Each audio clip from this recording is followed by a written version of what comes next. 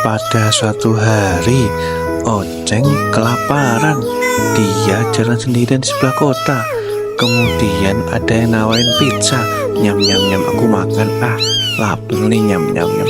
Tiba-tiba ada kucing besar yang mencoba mengambil pizzanya.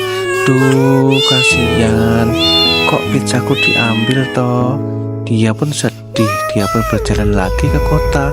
Kemudian ada orang yang menawari dia pizza. Dia kaget dan dia senang sekali. Dia diajak ke toko pizza. Kemudian dia makan pizza itu dengan lahapnya.